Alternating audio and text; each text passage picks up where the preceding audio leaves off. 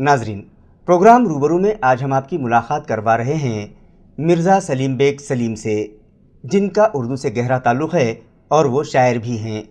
आदाबर से प्रोग्राम रूबरू में आपका इस्तकबाल है। मैं हूँ याहिया खान। किसी भी ज़बान का लिटरेचर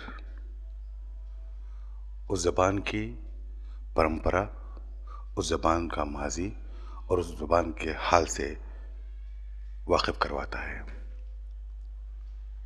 और ज़िंदगी में अदब की अहमियत अपना एक मुकाम रखती है। अक्सर अदीब जिगर के खून से अपनी तहक़ीक़ात को मुकम्मल करते हैं,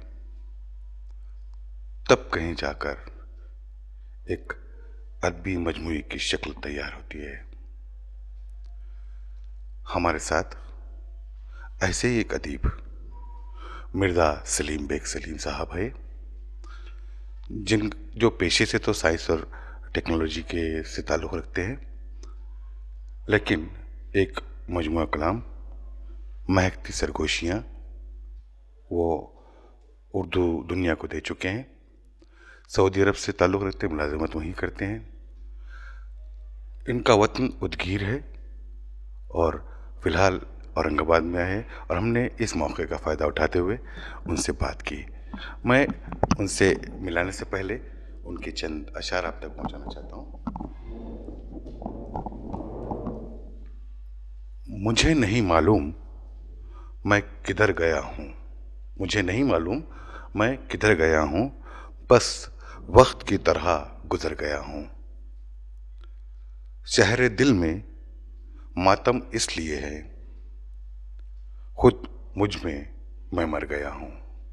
या इसी तरह और एक, गम वो मिलाप की तपती धूप में आँख की दहलीज पर ख्वाब जलते हैं।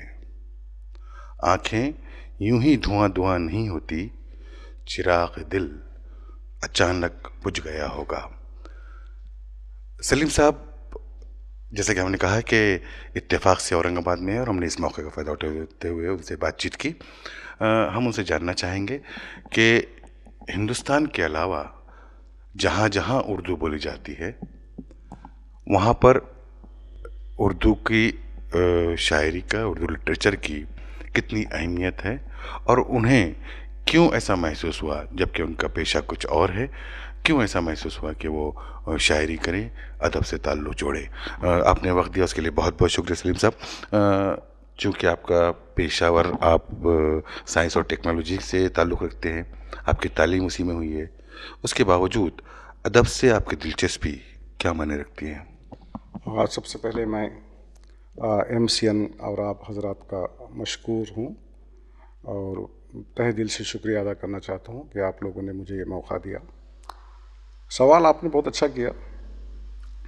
सच देखा जाए तो मेरा पेशा जो है मेडिकल से है, और मैं मास्टर डिग्री के बाद, PhD के बाद कुवैत यूनिवर्सिटी ने मुझे पहली मरतबा टोक्यो जापान इलेक्ट्रॉन माइक्रोस्कोप की डिप्लोमा के लिए भेजा, जो पैथोलॉजी में था। उसके बाद मैं मुलाजमत के सिलसिले में कुवैत में 12 साल रहा। वहाँ Kuwait university faculty of medicine में एज इलेक्ट्रॉन माइक्रोस्कोपिस्ट रहा। उसके बाद मुझे फिर मौका मिला सऊदी अरब रियाद आने का। वो लोगों ने ऑफ़र दिया मुझे, और मैं 1990 में, इत्तेफाक की बात है, हसीन इत्तेफाक है कि सिर्फ सद्दाम हुसैन के इन्वेजन से 10 दिन पहले मुझे वहाँ जॉब मिल गई, तो मैं चला गया था। तो पहले मैं किंग खालिद यूनिवर्सिटी हॉस्पिटल में रहा, उसके बाद मैं अब इस वक्त फ़िलवक्त नेशनल गार्ड हेल्थ अफेयर्स, जो किंग अब्दुल्ला का हॉस्पिटल है, और वहाँ पर मैं पैथोलॉजी डिपार्टमेंट में एक इलेक्ट्रॉन माइक्रोस्कोप डिपार्टमेंट का सुपरवाइज़र हूँ। हुस्न इत्तेफाक से जितने मेरे स्टूडेंट मेडिकल के रहे हैं, जिन्हें मैंने मेडिकल में पढ़ाया है, वो आजकल जो सऊदी हैं, और वो मेरे आजकल मेरे बॉस और मेरे चेयरमैन हैं, जबकि वो मेरे स्टूडेंट रहे हैं। इसलिए बावजूद 62 ईयर होने के मुझे वो लोग नहीं छोड़ते और ना मैं उन्हें छोड़ता हूँ। ये मोहब्बत ही कायम हो गई है, क्योंकि एक शायर का दिल बहुत नर्म और नाजुक होता है और मोहब्बतें उसमें कूट कूट कर भरी होती है। शायद यही वजह होगी उसकी।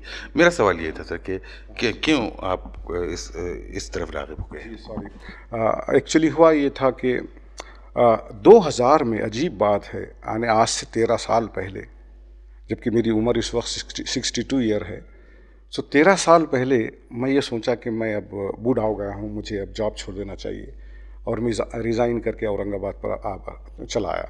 औरंगाबाद से तकरीबन मेरा ताल्लुक़ 33 ईयर से है। और जब मैं यहाँ पढ़ने के लिए आया मराठवाड़ा यूनिवर्सिटी से, तो मेरी ख्वाहिश यही थी, ये शहर इतना पसंद आया, यहाँ के लोग इतने पसंद आए कि मैंने ये ख्वाहिश की कि ऐसा मौका मिल जाए मुझे तो कहीं यहीं घर बसा लूँ। तो मैं तकरीबन 33 ईयर्स ही हूँ। मगर आपका सवाल, सॉरी, मैं जवाब देने में ज़रा सा ये हुआ। एक्चुअली हुआ ये कि 2000 में जब मैं यहाँ पर वापस आया तो शायरी का शौक़ तो बचपन से था। बड़ी ताज्जुब ख़ेज़ बात यह है कि मुझे जो उस्ताद मिले, और मेरे ख़ुद वालिद मोहतरम मिर्ज़ा महबूब बेग, उनकी तरबियत, उनकी उर्दू दानी, उनका लिटरेचर से ताल्लुक़, फिर मेरे जो उस्ताद थे सैयद मोहम्मद, उन्होंने भी बहुत सरपरस्ती की। तो आप सुनकर ताज्जुब होगा और अजीब सी बात होगी कि मैं 9th स्टैंडर्ड में गालिब, अल्लामा इक़बाल, बड़े बड़े शुरा को पढ़ चुका था।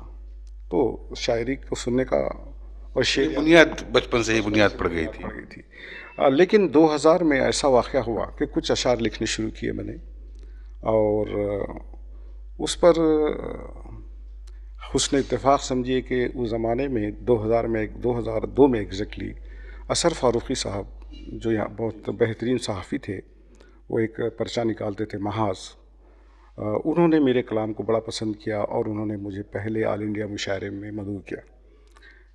हुस्न इत्तेफाक उसमें बैकुल उस्सावी थे और तकरीबन 25 किताबी शोरा थे, और उन्होंने लोकल एक मुझे इनवाइट किया था और एक ज़रताज हाशमी को परभनी से, जहाँ तक मुझे याद है। माशाअल्लाह, तो बैकुल उस्सावी साहब मौजूद थे। तो मेरा एक ख़ता था, और उस ख़ता पर बैकुल उस्सावी का उठ कर आकर मुझे शाबाशी देना, मेरी हिम्मत अफ़ज़ाई। हम भी सुनना चाहेंगे जी, अगर हाँ याद है मुझे। और ख़ता वो इस तरह का है: मिलने की काविश हो रही है, तकल्लुफ़ात की बारिश हो रही है, मिलने की काविश हो रही है, तकल्लुफ़ात की बारिश हो रही है, दोस्तों के लहजे में है मिठास, फिर कोई साजिश हो रही है। तो इस तरह से जब उन्होंने हिम्मत अफ़ज़ाई की और बड़ा हौसला अफ़ज़ाई की, तो वहाँ से फिर मुझे महसूस हुआ कि मुझे अपने ख़यालात और अपने जो कुछ दिल में, एक्चुअली होता ये है भाई कि हर शख्स बुनियादी तौर पे शायर होता है, सिर्फ इजहार की क़ुव्वत चाहिए।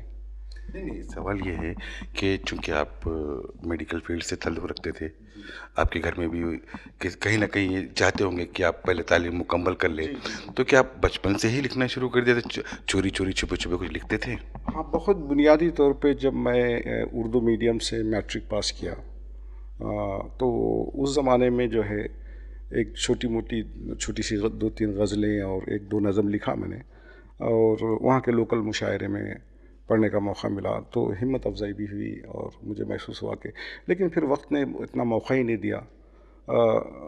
जो एक शायर के अंदर जो बात होनी चाहिए कुदरती तौर पे, चूँकि मैं जब बैकुल उस्सावी साहब से मशवरा किया कि मैं इस फील्ड का हूँ और ये कुछ चंद चीज़ें मैंने लिखी हैं, तो उन्होंने माशाल्लाह यही मेरी हिम्मत अफ़ज़ाई की कि उन्होंने कहा, जिनके अल्फाज मुझे आज तक याद हैं, जो बड़े अजीब हैं, कहने के बरखुरदार रदीफ़ क़ाफ़िया और वज़न बहर में तो कुछ प्रॉब्लम है ज़रूर, लेकिन आग लगी हुई है और आपकी जिद्दत और शायरी में बहुत ही नयापन है, आप इसको मुसलसल रखिए, एक दिन आएगा और ये सब ठीक हो जाएगा। ये उसी आग को आप जलाए रखे हैं अभी तक। मजमू कलाम भी आपका आया है, मंज़रम पर आया है। मैं जानना चाहता हूँ सर कि हिंदुस्तान और पाकिस्तान के अलावा दुनिया में जहाँ जहाँ उर्दू बोली जाती है, वहाँ पर उर्दू के इस तरह के शायरी मजमूओं को किस तरह लिया जाता है? बहुत आपने शानदार सवाल किया एक्चुअली। जैसे मिसाल के तौर पे आपको सुनकर ताज्जुब होगा کہ میرا جو بڑے صاحبزادے ہیں مرزا شاہ نواز بیگ، وہ لندن میں رہتے ہیں.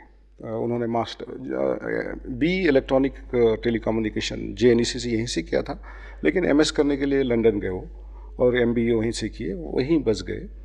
تو مجھے ان سے ملنے جانے کا اتفاق ہوتا تھا. تو وہاں مجھے پتہ چلا کہ وہاں بھی اردو کے فروغ کے لیے تنظیمیں قائم ہیں. مجھے بڑا شوق لگا، اور جب انہیں پتہ چلا کہ میں شاعر بھی ہوں تو انہوں نے مجھے مدعو کیا اور مشاعرہ ہوا، اور کافی لوگ آئے، اور مجھے بڑا اچھا لگا کہ بھئی لندن جیسے مقام پر. پھر اس کے بعد مجھے قطر جانے کا موقع ملا. گلف میں تو خیر اردو کی اور شاعری کی تو پذیرائی ہے ہی ہے، اور اردو کے چاہنے والے دنیا کا ایسا کوئی خطہ ہوگا ہی نہیں جہاں اردو نہ جانی جاتی ہو یا بولی جاتی ہو. اردو میں وہ چاشنی ہے جو قدرتی طور پر اس کو جیسے آب حیات پلا دیا ہے. تو پھر اس کے بعد مجھے محسوس ہوا کہ مجھے شاعری کو کنٹینیوس ہونا چاہیے اور مسلسل لکھنا چاہیے، اور پھر اس طرح میں لکھتا چلا گیا. اور آپ بیلنس کیسے کروائے آپ کا جو پیشہ ہے اس کو اور آپ کی دلی اور ذہنی حالات کو؟ ہوتا یہ ہے کہ میں میڈیکل سے وابستگی ہونے سے میں واکنگ کا عادی ہوں. صبح 5 سے 6 کلومیٹر واک کرتا ہوں، اور شام میں 5 سے 6 کلومیٹر واک کرتا ہوں. تو لازم ہے تو واکنگ کے لیے تنہائی ہوتی ہے، کافی لمبا سفر رہتا ہے، واکنگ کا ٹریک ہوتا ہے واکنگ کا ریاض سعودی عرب میں. تو جب میں تنہا ہوتا ہوں تو کوئی نہ کوئی بات، کسی کی کوئی بات، کسی کی کوئی جملہ کلک کر جاتا ہے، اور وہ ذہن میں چلتے رہتا ہے، اور پھر وہ خیال بن جاتا ہے، اور پھر پتہ ہی نہیں چلتا کب خیال وہ الفاظ میں ڈھل جاتا ہے اور شعر بن جاتا ہے.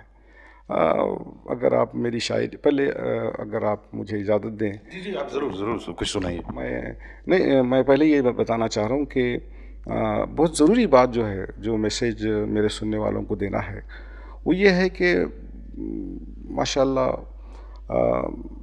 اس وقت سب کچھ مجھے اللہ تعالیٰ نے مہیا کیا ہے، لیکن میں ایک بہت ہی غریب گھر سے تعلق رکھتا ہوں، اور مجھے یہ کہتے ہوئے بڑا اچھا لگتا ہے کہ میرے والد محترم نے بڑی محنت سے مجھے پڑھایا. اور اگر انسان ہمت نہ ہارے اور ترقی کرنا چاہے تو اس کو کوئی رکاوٹ روک نہیں سکتی. تو مجھے ایسا محسوس ہوا کہ میں MS کرنے کے بعد، MSc کرنے کے بعد، PhD کرنے کے بعد، ایک غریب گھر کا لڑکا، اورنگ آباد کا ایک لڑکا، کویت بھی جا سکتا ہے، جاپان بھی جا سکتا ہے، UK بھی جا سکتا ہے، آسٹریلیا بھی جا سکتا ہے، جرمنی. اڑان تو حوصلوں سے ہی ہوتی ہے، پنکھ ہونے سے کچھ نہیں ہوتا. اور جو مقام پر آپ ہے، ظاہر ہے کہ آپ کی ہمت اور آپ کی جو سوچ تھی وہ اسی کی بدولت آپ یہاں پر پہنچے ہیں. سر سوال یہ ہے کہ آپ چونکہ سائنس سے تعلق رکھتے ہیں، میڈیکل سے تعلق رکھتے ہیں، تو انسان کی باڈی کو تو جانتے ہی ہیں آپ، انسان کے ذہن اور دل کو بھی سمجھتے ہیں. تو اس کا فائدہ آپ کو ہوا ہے کچھ؟ ہاں ڈیفینیٹلی. الیکٹران مائکروسکوپ کے بارے میں تو خیر یہ کہنے کا موقع نہیں ہے. الیکٹران مائکروسکوپ میں جو ہے سیل کو دیکھا جاتا ہے، اور وہاں پر اس کی نارمل اور میلیگننسی دیکھی جاتی ہے. تو میرا بنیادی میڈیکل پیشے سے جو تعلق ہے، اس میں کام یہی ہے کہ کسی پیشنٹ کو میلیگننسی ہے یا نہیں، کینسر ہے یا نہیں ہے تو کون سے اسٹیج پر ہے، بس ہی مجھے یہ بتانا ہے الیکٹران مائکروسکوپ سے. تو ایک بہت پھیلا ہوا حصہ ہے، وہ بہت بڑی فیلڈ ہے. تو اس سے بھی میرے کو یہ ضرور فائدہ ہوا ہے کہ مجھے جیسے محسوس ہوا کہ بھئی باڈی کے ایک آرگن میں بے شمار ٹیشو ہوتے ہیں، بے شمار ٹیشو میں کروڑوں سیل ہوتے ہیں، ایک سیل ایک دنیا ہے اپنے اندر. تو مجھے لگا کہ اردو کی شاعری بھی ایک بہت بڑا سمندر ہے، اور اگر میں اس میں جتنا گہرا غوطہ لگاتا جاؤں گا مجھے موتی ملتے جائیں گے. اور میں اس کاوش میں رہا، اور میری کاوش کو اللہ تعالیٰ نے کامیاب کیا. سوال اس طرح ہے کہ آج کی تیز رفتار زندگی میں جہاں ہر کوئی صبح سے شام تک اپنے اپنے مقصد کے لیے دوڑتا ہے، اسے وقت نہیں ہوتا، جو وقت ہوتا ہے وہ ٹی وی اور بہت سارے اس کے پاس چیزیں موجود ہے دل بہلانے کے لیے. پھر شاعری عام لوگوں تک پہنچتی ہے یا نہیں پہنچتی ہے؟ جی بہترین سوال. میری شاعری کا جو اسٹارٹ تھا ایکچولی ہوا یہ تھا کہ ایک میں نے انٹرویو پڑھا تھا بہت پہلے علامہ اقبال کا، ان کے آخری دنوں کا. تو ان سے پوچھا گیا تھا کہ علامہ اقبال صاحب آپ کی شاعری کو دیکھیں کیا لکھا آپ نے، لیکن اگر آپ کی ابتدائی 10 غزلوں کو دیکھا جائے گا تو اتنی رومانی غزلیں ہیں کہ سمجھ میں نہیں آتا کہ علامہ اقبال جیسے شاعر ایسی رومانی غزلیں بھی لکھتے ہیں۔ تو آپ نے جواب دیا تھا کہ مجھے اسٹیج چاہیے تھا اپنی بات کہنے کے لیے، تو جب تک مجھے لوگ معلوم سنیں گے نہیں، پسند نہیں کریں گے، میں اپنی بات کہہ نہیں سکوں گا۔ ایکچولی میں اپنا پیغام دینا چاہتا تھا، اور اس کے لیے بہترین مناسب ذریعہ جو ہے مجھے میڈیا جو سمجھ میں آیا وہ مجھے شاعری سمجھ میں آئی۔ اگر آپ مجھے اجازت دیں تو میں اپنے ابتدائی 2-3 خطوط سنانا چاہوں گا تاکہ آپ کو پتہ چلے کہ میری شاعری کا مقصد کیا ہے۔ ارشاد۔ تو جیسے اگر آپ اجازت دیں تو میں یعنی بنیادی طور پر جو شاعری میں نے شروع کی تھی وہ جیسے ایک خطا، پہلا خطا ہی میری کتاب کا ہے، وقت کے سینے میں دل بن کر دھڑکنا ہے، گمشدہ تاریخ کو پھر ایک بار ہمیں لکھنا ہے، مردہ قوم کی بھجی راک نہ سمجھنا ہمیں، چنگاری باقی ہے بھی شعلہ بن کر بھڑکنا ہے۔ اور اس کے بعد مجھے محسوس ہوا کہ جو ہماری قوم کا حال ہے اور اس وقت کی جو حالت ہے اس پر مجھے ضرور کچھ قلم اٹھانا چاہیے، لکھنا چاہیے۔ تو خاص طور پہ یہ خطہ میں پڑھنا چاہوں گا۔ تاریخ گواہ ہے میں بہت خوش شکل تھا، میں یعنی ہماری قوم، تاریخ گواہ ہے میں بہت خوش شکل تھا، تیری سازش نے چہرہ بدل دیا ہے میرا، میرے طرز تکلم میں بڑی شائستگی تھی، تیرے سلوک نے لہجہ بدل دیا ہے میرا۔ تو اس قسم سے سٹارٹ لیا میں نے اپنی شاعری کا، اور جب لوگوں نے مجھے سننا شروع کیا اور پسند کرنا لگا تو پھر میں غزل کی طرف بھی آیا، پھر غزلیں بھی لکھیں، پھر نظمیں بھی لکھیں، اور پھر تو ایک لمبا سفر ہے۔ آپ کی زندگی میں رومانٹسزم کا کیا ہے، کس طرح کہاں جگہ ہے اس کی؟ بالکل آپ نے صحیح کہا کہ اصل بات یہی ہے کہ پتہ نہیں مجھے کہنا چاہیے، میں بڑا سادہ سا آدمی ہوں، شاید آپ پوچھ رہے ہیں یہ سوال، جواب میں انشاءاللہ جواب دے دوں گا۔ جی ہاں، رومانس ہر شخص تو یہ محبت کا شکار ہوتا ہی ہے۔ یہ اور بات ہے کہ یعنی محبت ایک ایسا چوراستہ ہے کہ کبھی کبھی آپ اس چوراستہ سے گزر جانے کے بعد پتہ چلتا ہے کہ آپ چوراستہ کراس کر چکے ہیں، اور بہت افسوس ہوتا ہے۔ افسوس ہوتا ہے، اور کبھی چوراستے کے قریب اور چوراستے بھی پتہ چلتا ہے۔ میری خوش قسمتی یہ رہی کہ مجھے محبت جو ہے بہت میرا دامن خوشیوں سے بھرا، مجھے محبت نے بڑی یعنی مجھے محبت سے بہت کچھ ملا، اور وہ جسے چاہا اسے حاصل کر لیا۔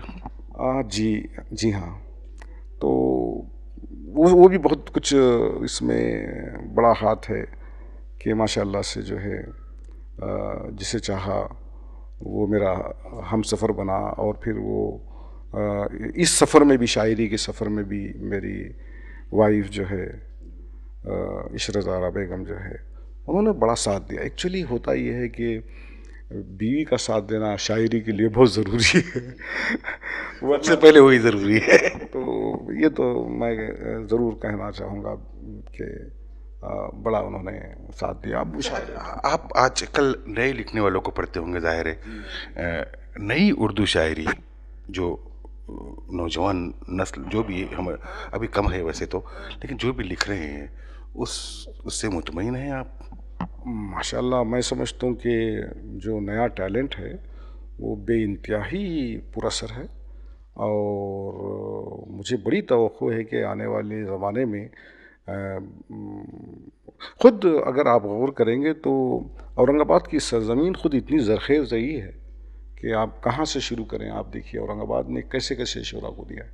تو میں سمجھتا ہوں کہ ہمارے شاعروں میں، ہمارے نئے نوجوانوں میں بہت ٹیلنٹ ہے اور بھرپور ٹیلنٹ ہے، اور مجھے پوری امید ہے کہ وہ اردو کی خدمت کرتے رہیں گے۔ شاعری یا کوئی بھی ادب اس زمانے کا ریفلیکشن ہوتا ہے، آئینہ ہوتا ہے۔ جو اردو شاعری کرتے ہیں ظاہر مائنورٹیز تعلق رکھتے ہیں وہ لوگ زیادہ تر، کچھ لوگ ہیں جو غیر بھی ہیں. تو جس طرح کے حالات ساری دنیا میں مائنورٹی کے ساتھ ہو رہے ہیں، ایک حساس دل رکھتے ہیں آپ، ایک حساس ذہن ہے آپ کا، اور اس کے باوجود آپ پریکٹیکل فیلڈ میں ہیں. تو ایسا بندہ جو سب کچھ سوچتا ہے، اس کو کس طرح کی امیدیں ہیں آگے کے وقت کے ساتھ؟ جی ہاں، اصل میں یہی ہے کہ مائنورٹی سے تعلق رکھنے کی وجہ ہی سے اور حالات اور معاشرے نے جو صورتحال پیدا کر دی تھی، اس کے بعد ہی یہ صورتحال ہوئی کہ مجھے اپنا قلم اٹھانا دل چاہا اور اپنے جذبات کا اظہار کرنا چاہا کہ بھئی ہمارے تعلق سے ہمارے بارے میں جو ایک غلط فہمی پیدا کی جا رہی ہے وہ غلط ہے. بنیادی طور پہ بڑے امن پسند لوگ ہیں ہم، اور بنیادی طور پر ہمارے میں بہت ٹیلنٹ ہے، اور ہم بہت قوم پرست لوگ ہیں، اور ہم اپنے ملک کو بہت چاہتے ہیں، اور ہم نے اپنی ملک کی آزادی کے لیے ہمارے لوگوں نے بھی بڑی قربانیاں دی ہیں، اور آج بھی ہم ملک کے لیے ٹھہرے ہوئے ہیں. تو مجھے اس میں کوئی ایسی بات نہیں لگتی ہے کہ میں بہت مینس آنے والے وقت سے میں بہت چونکہ آپ نے اس سے پہلا سوال کیا تھا کہ اردو کی جو صورتحال ہے گلف میں خاص طور پہ، اس کا میں ایک ذکر خاص کرنا چاہوں گا. ریاض سعودی عرب میں اردو کے مختلف تنظیمیں کام کر رہی ہیں، اور ریاض میں پرٹیکولرلی ہم ہندوستانی ایک تنظیم ہے جس کے صدر جناب قیصر صاحب ہیں، اور وہ اس کارواں کو لے کر ایسے چل رہے ہیں اور نئے نئے شعراء کو ہمت افزائی کر رہے ہیں. تو میں ان کا ذکر کرنا بضرور چاہوں گا. ایسے کئی تنظیمیں جو کام کر رہے ہیں اردو کے لیے. تو یقین مانیے کہ اردو کا مستقبل بہت روشن لگتا ہے مجھے، اور خاص طور پہ گلف جگہ پہ جہاں پر عربی بولی جاتی ہے، عربی سمجھی جاتی ہے، عربی لکھی جاتی ہے، لیکن اردو کے مشاعرے باضابطہ طور پہ ماہانہ بھی ہوتے ہیں، اور آل انڈیا مشاعرے وہاں پر بھی بہت سارے مشاعرے عالمی مشاعرے ہوتے ہیں. تو پوری امید ہے. صحرا میں سمت کا اندازہ رکھنا پڑا مجھے، صحرا میں سمت کا اندازہ رکھنا پڑا مجھے، کھلا سوچ کا دروازہ رکھنا پڑا مجھے، محض وحشت تنہائی کم کرنے کے لیے دشمن کو بھی زندہ رکھنا پڑا مجھے. اگر آپ اجازت دیں تو ایک ادا کوئی خطاب، ہاں ایک رومانٹک خطاب بھی سنانا چاہوں گا. یادوں کے جگنوں پلکوں سے پکڑنے لگا ہوں، الفاظ کی زنجیروں میں احساس جکڑنے لگا ہوں، دل دھڑکنا بھول گیا تھا جنہیں دیکھ کر سنا ہے ان کے دل میں دھڑکنے لگا ہوں. اس کے ساتھ ہی میں MCN کا، نیوز کا، آپ کے چینل کا، آپ تمام صاحبان کا بہت مشکور ہوں کہ آپ نے میرا انٹرویو لیا اور مجھے اچھا لگا. اردو زبان محبتوں والی زبان ہے. دل سے دل کی بات کہنے میں جو الفاظ اردو کی زبان میں ہیں شاید ہی کسی زبان میں ہوں گے. سلیم صاحب کے مطابق اردو کی خدمات کرنے والے لوگ ساری دنیا میں موجود ہیں، اردو سے وابستہ لوگ ساری دنیا میں موجود ہیں، اور اردو شاعری کو چاہنے والے لوگ بھی بڑی تعداد میں دنیا میں موجود ہے. پر امید ہے وہ کہ اردو کا مستقبل روشن ہوگا. ہم انہی کے چند خاکوں کے ساتھ آپ سے ودا لیتے ہیں. اگلے ہفتے ایسے ہی کسی مہمان کے ساتھ ہم آپ کی ملاقات کروائیں گے. تب تک کے لیے میں اپنی ٹیم کے ساتھ اجازت چاہتا ہوں. خدا حافظ.